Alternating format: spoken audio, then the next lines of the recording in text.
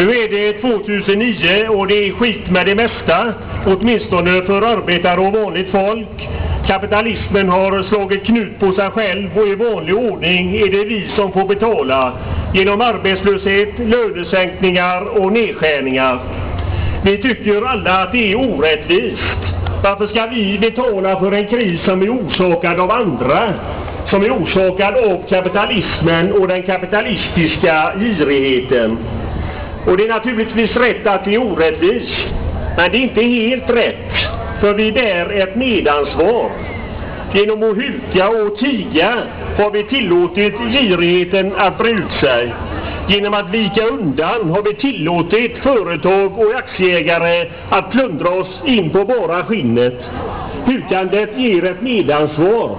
För krisens grundläggande orsak är att arbetarlönerna sackat efter i global skala till förmån för vinster och aktieutdelningar. Krisens orsak är en förmögenhetsomfördelning utan motstycke i modern tid från fattiga till rika. Det kanske kan tyckas hårt att säga att vi har ett medansvar. Men låt mig då formulera det på annat sätt.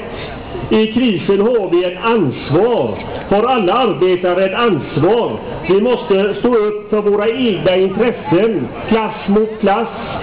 Om kapitalet får råda lika oinskränkt som hittills så kommer det gå käpprakt åt helvete för oss.